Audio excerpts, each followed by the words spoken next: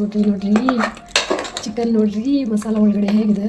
Hi ಎಲ್ರಿಗೂ ನಮಸ್ಕಾರ. ತುಂಬ ದಿನ ಆದಮೇಲೆ ವಿಡಿಯೋನ ಅಪ್ಲೋಡ್ ಮಾಡ್ತಾ ಇದ್ದೀನಿ.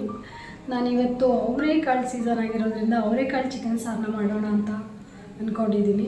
ಸೊ ಅದಕ್ಕೆ ಇವಾಗ ಮಾಡ್ತಾಯಿದ್ದೀನಿ, ಬನ್ನಿ ಮಾಡೋಣ. ಫಸ್ಟ್ಲಿ ಚಿಕನ್ನ ತೊಗೊಂಡು ವಾಶ್ ಮಾಡಿ 2 ಟೈಮ್ಸ್ ಸೈಡಲ್ಲಿ ಎತ್ತಿಟ್ಟಿದ್ದೀನಿ.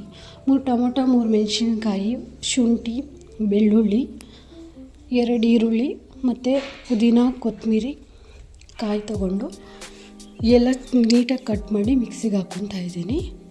ಕಾಯಿ ಜಾಸ್ತಿ ಹಾಕೋಕ್ಕೆ ಹೋಗಬಾರ್ದು, 1/4 ಭಾಗ ಅಷ್ಟು ಹಾಕಿ ಸಾಕು. ಜಾಸ್ತಿ ಮಸಾಲೆ ಆದರೆ ಚೆನ್ನಾಗಿರಲ್ಲ. ಅಷ್ಟು ಖಾರದ ಪುಡಿ ಹಾಕ್ತಾಯಿದ್ದೀನಿ.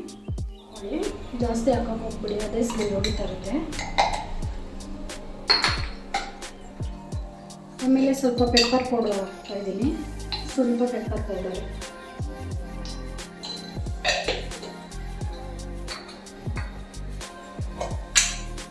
ಸ್ವಲ್ಪ ಗರಂ ಮಸಾಲ,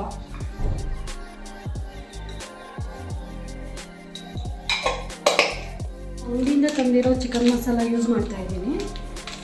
ನಿಮ್ಮ ಹತ್ರ ಮನೇಲಿ ಏನಾದರೂ ನೀವು ಮಸಾಲ ಮಾಡಿಸಿದ್ರೆ ಆ ಮಸಾಲನೇ ಯೂಸ್ ಮಾಡಬೇಕು.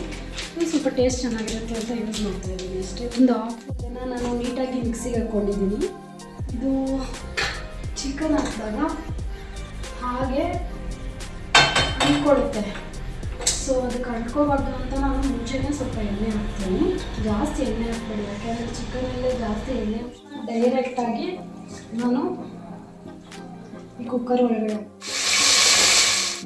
ಅವರೆಕಾಯಿ ಇಟ್ಕೊಂಡಿದ್ದೆ, ಅದನ್ನು ಹಾಕ್ತಾಯಿದ್ದೀನಿ ಇವಾಗ. ನಿಮಗೆ ಅವರೆಕಾಯಿ ಹಸಿಕಾಳು ಯಾರು ಇಷ್ಟಪಡ್ತೀರಾ ಅವ್ರಿಗಂತೂ ತುಂಬಾ ಇಷ್ಟ ಆಗುತ್ತೆ. ನೆಕ್ಸ್ಟ್ ಡೈರೆಕ್ಟ್ ಮಸಾಲ ಹೋಗೋಣ. ಇಲ್ಲಿ ಮಿಕ್ಸಿ ಮಾಡ್ಕೊಂಡಿದ್ದೆ, ಸೊ ಅದರಲ್ಲಿ ಸ್ವಲ್ಪ ನೀರು ಹಾಕ್ತಾಯಿದ್ದೀನಿ.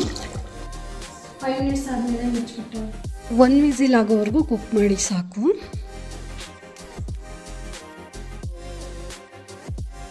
ವಾ, ಎಷ್ಟು ಚೆನ್ನಾಗಿದೆ ಅಂದರೆ ತಿಂತಾಯಿದ್ರೆ ಸೂಪರಾಗಿದೆ ನಿಜವಾಗ್ಲೂ.